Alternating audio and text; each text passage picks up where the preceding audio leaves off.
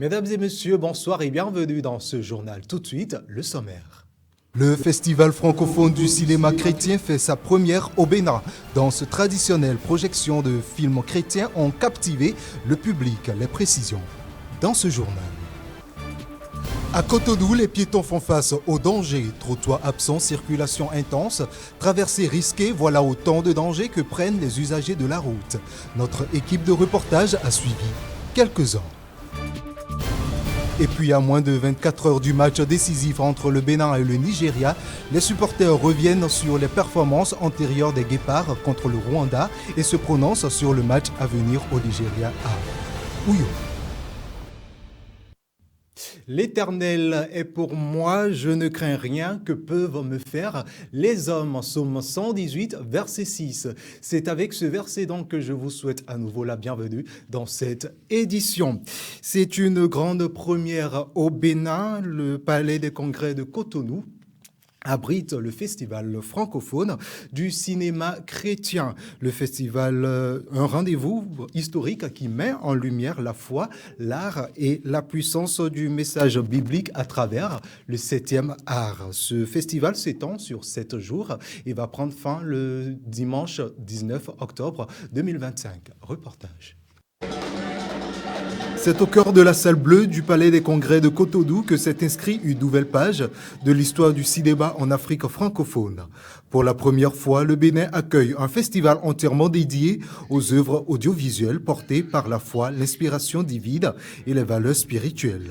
Dès l'ouverture, l'ambiance était culturelle avec des prestations de danse traditionnelles.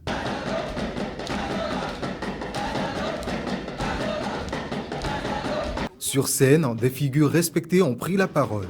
Le patriarche Ernest Weoudou, dans son message, a rappelé la puissance du cinéma comme outil d'évangélisation. Nous oublions parfois ceux qui produisent ces films, ces ouvriers de l'ombre qui mettent leur temps, leur énergie et leurs ressources pour faire connaître Christ au monde.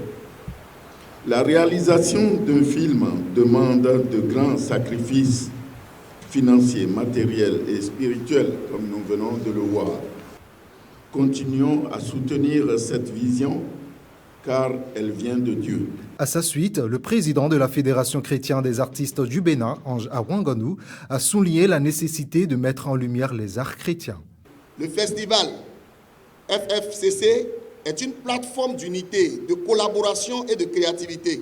C'est le moment pour nous de nous soutenir mutuellement, d'unir nos forces, nos voix, nos talents, pour faire résonner plus fort le message de l'Évangile dans notre génération. L'un des moments forts reste la projection du film Stop, réalisé par Yahweh Productions, une œuvre qui dévoile les stratégies de l'ennemi face à la destinée du chrétien. Nous sommes à l'ère du numérique. Et si les enfants de Dieu comme que nous sommes, nous ne commençons pas à utiliser le numérique pour l'évangélisation, je pense que de nos jours, l'évangélisation, le nom du Seigneur ne va pas bien se faire entendre. Le porteur de cette vision explique les raisons de ce festival. Pour ce festival, c'est une inspiration de Dieu qui est arrivée par le fait que nous avons constaté qu'il n'a pas de festival de films chrétiens, festival de cinéma chrétien dans l'espace francophone. L'idée est venue de combler le vide sous l'inspiration du Saint-Esprit. La première édition du Festival francophone du cinéma chrétien se poursuit jusqu'au dimanche 19 octobre, date à laquelle va se tenir la grande cérémonie de distinction. Des prix spéciaux vont être décernés aux meilleurs films chrétiens. Le Bénin devient terre d'expression et d'excellence pour le cinéma chrétien francophone. Et puis une brève dans cette édition. Après 3 rentrées, les apprenants des classes culturelles se font évaluer à une compétition départementale des classes culturelles. La dite compétition concerne la danse, la musique, le théâtre et les arts plastiques. Elle a été lancée ce samedi 11 octobre 2025 au CEG Bégamin à Cotonou et s'étend sur 3 samedis. C'était donc sous la coupole du ministre du Tourisme, de la Culture, des Arts, Jean-Michel Abimbola, et de sa collègue des enseignements secondaires, techniques et de la formation professionnelle, Véronique Toyi-Fodé, et bien d'autres personnalités. Le projet des classes culturelles, lancé le 3 février 2023, a impacté plus de 4000 apprenants dans les disciplines arts, plastique, danse et le théâtre. Il vise donc à relever et valoriser les talents des apprenants à travers l'expression artistique, le chant, la danse, le théâtre, la poésie et d'autres formes de créativité qui font la richesse du patrimoine béninois. Il faut préciser que cette compétition s'étend aux 12 départements du Bénin. Et puis à Cotonou, chaque pas peut devenir un risque. Dans plusieurs quartiers de ville, l'absence des trottoirs et la circulation intense obligent les piétons à partager la route avec les voitures et les motos. Dans ce reportage, nous avons suivi ces hommes et ces femmes qui, chaque jour, bravent ces dangers pour rejoindre leur lieu de travail ou encore, si vous voulez, leur occupation. À Cotonou, marcher à pied est devenu un véritable défi. Dans plusieurs quartiers, l'absence de trottoir oblige les piétons à partager la voie avec les motos et les voitures. Traverser la chaussée est aussi un risque permanent. Peu de piétons sont visibles et même quand ils existent, beaucoup d'automobilistes ne s'y arrêtent pas. Pour traverser la route, on essaye un peu de rester un peu dans les normes, de faufiler parmi les riverains afin de pouvoir trouver quand même une issue pour passer. Face au danger, on essaie d'être prudent pour ne pas être victime des accidents de route. Comme vous le voyez, c'est pas facile. Devant vous, j'ai traversé, c'était pas facile. Donc il faut être vraiment vigilant avant de le faire. Le piéton devient à peine visible pour les conducteurs. Entre circulation dense, les piétons restent les plus exposés aux dangers de la route dans la ville de Cotonou. Et puis on reste toujours à Cotonou. Le marché de Missebo reste un passage obligé pour de nombreux ménages à la recherche de vêtements à petit prix. La friperie, très prisée par son accessibilité, constitue un véritable moteur économique pour des centaines de commerçants. Mais derrière ces bonnes affaires se cachent parfois des risques de santé. Reportage à Missebo avec Félicité Boton et Credo Deflé. Au marché de Missebo, la friperie attire chaque jour des centaines de clients. Ici, les vêtements de seconde main, communément appelés achuta, sont accessibles à toutes les bourses. Les friperies sont d'une grande utilité pour moi. Je m'en sers pour divers usages domestiques et esthétiques. Face à l'incapacité de s'offrir les pailles tout le temps, plusieurs recourent aux friperies, car elles nous aident à nous vêtir à moindre coût.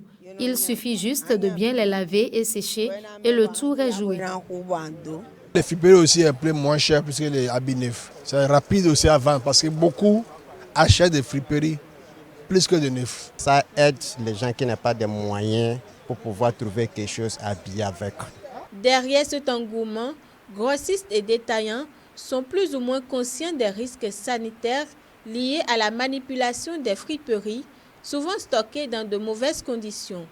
Des précautions, certains en prennent, mais pour d'autres, pas besoin. Juste on prend les balles, on déballe les balles, c'est fini, on commence à vendre. Donc c'est aux gens qui achètent qui vont aller laver ça. Moi, je ne me protège aucunement lorsque je viens acheter les friperies. En effet, elles ne me rendent pas du tout malade. On porte des cache-nez, mais maintenant, comme il n'y a plus de maladies, on ne prend plus de précautions. Comme nous sommes en Afrique, il y a le soleil qui tue plusieurs maladies. Si on cherche à connaître tout ça, je ne pense pas qu'on peut manger. Parce que la plupart des mangers qu'on amène ici, on ne sait pas comment ça traite. Mais on essaie parfois de couvrir avec cache-nez pour nous protéger et aussi protéger ceux qui achètent chez nous. On fait d'abord distance de positionnement. Rhume, c'est quelque chose de normal. ouvre les friperies ou n'est pas friperie, tout le monde peut tomber malade de lui. Mais ceux qui sont maintenant climatisés aussi, ils tombent de maladie, ce n'est pas à cause des friperies. Poussière, microbes et maladies de peau sont des dangers qui ne sont pas méconnus des responsables du marché. Des visites de sensibilisation et de contrôle sont en effet organisées de temps en temps au profit des vendeurs de friperies. On a commencé à sensibiliser les gens maintenant, parce que quand on voulait une balle de friperie maintenant, ça dehors. Et les gens, on a commandé à dire les gens de porter cache-nez et porter les gants et pouvoir à ne pas infecter de certaines choses, de certaines maladies.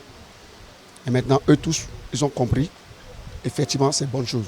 Parce qu'à la dernier moment, vous avez vu que si les gens ne portent pas cache-nez, ne portent pas de gants, ils commencent à avoir du rhume et beaucoup de choses. Mais dès qu'on est rentré dans le marché, on les a dit à eux tous, ils ont commencé à faire certaines choses. Des clients même, quand on veut ouvrir des balles aussi, eux-mêmes, ils aiment trop apporter le cache-nez. Et même, ils ont compris de ça. Et quand les clients viennent, ils portent le cache-nez. On fait encore un parcours général chaque samedi. Entre nécessité économique et vigilance sanitaire, la friperie demeure incontournable. Un marché qui habille, fait vivre, mais qui invite aussi à la prudence. À présent, parlons page inter et le tour de l'actualité internationale nous emmène en Égypte, en Ukraine et au Mexique. C'est un récit de Chimène Dossou-Abouti-Sarouyo.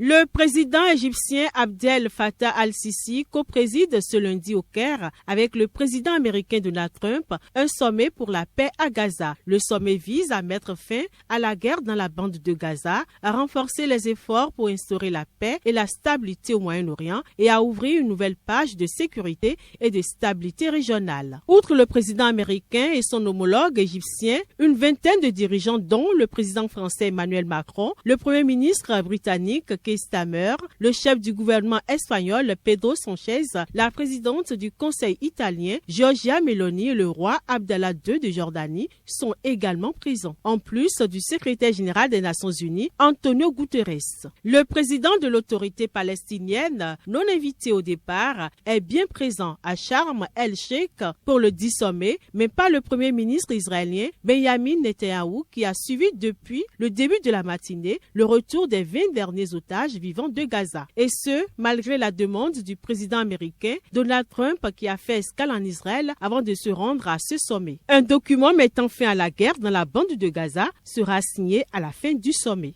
De l'Égypte, rendons-nous en Ukraine. La chef de la diplomatie européenne, Kaja Kallas, est à Kiev ce lundi. Je suis aujourd'hui à Kiev pour des discussions sur le soutien financier et militaire, la sécurité du secteur énergétique ukrainien et la responsabilité de la Russie dans ses crimes de guerre, a-t-elle affirmé sur INSA. Et puis, 64 morts et 65 disparus, c'est le bilan des pluies torrentielles qui s'abattent depuis la semaine dernière sur plusieurs États du centre et de l'Est du Mexique, a annoncé ce lundi 13 octobre 2025 le gouvernement mexicain. Les morts et les dégâts les plus importants se concentrent dans les États de Veracruz à l'est du pays, à Hidalgo et Puebla au centre, selon le responsable national de la protection civile, Laura Velasquez. Et puis on parle sport pour clore ce journal à la veille du match décisif des Guépards du Bénin prévu pour demain mardi. L'ambiance monte dans les rues de Cotonou. Les supporters se disent globalement satisfaits des récentes performances. Par ailleurs, leurs attentes sont fortes pour le match de demain. Beaucoup souhaitent voir l'équipe nationale confirmer leur dynamique et décrocher cette victoire. Ils sont au micro de Félicité Bouton et de Credo Deflé. Pour ce match, je pense qu'ils doivent se focaliser sur l'attaque. Parce que pour le match qui s'est déroulé récemment, l'attaque n'était pas présente et le score c'était 1-0, un score qui n'était pas à la hauteur des Guépards face aux autres matchs qui ont déroulé les 4-0, les 2-0. Bon, je pense que pour ce match, le Bénin va se qualifier, on ira au mondial, si prêt à Dieu. Vraiment, je ne m'attendais du tout pas à ça. Vraiment, j'étais vraiment surpris d'être étonné. Vraiment, courage à eux. Et j'espère bien pour le match prochain, j'espère qu'ils feront mieux plus que ça. Bon, l'essentiel, c'est de les supporter. Si on ne les supporte pas, on va faire comment? C'est de les supporter, de les encourager. On sait que le meilleur reste à venir. Ils sont en train de donner le meilleur d'eux-mêmes. Petit à petit, on va y arriver par la grâce de Dieu. Et nous, blague à la mine donne bonne mille. Puis là, mais disons 16 ans, le meilleur. Bénin et dis-nous coup d'Afrique, ouais. Disons coup du monde, coup du monde, il y a un peu pour de goûter ton sort. Et là, il va dire. Donc, il y a un mot de gouvernement, et là, ça va, ouais. Donc, il y a un quoi, malo, et il y a le quoi, zando, fédération, mais, et si nous, quoi. Donc, quoi, de quoi, et là, c'est mon dos, coup, nous, gouvernement, ouais. Bon, bibi nous, mino, bénin, il y a un coup du monde, là. Bon, mi desu mi na tonta le gbe mais complet hole. Mais de yen bagbon di trop mi tekpon. Le sort était une machine là mi ho gaï. Et c'est sur cette information sportive que se referme ce journal. Mesdames et messieurs, merci de nous avoir suivis. N'oubliez pas de vous abonner et de nous suivre sur nos canaux digitaux YouTube, Facebook, TikTok, Instagram et X. Bonne suite de programmes en compagnie de la télévision Maranatha Bénin et que Dieu vous bénisse.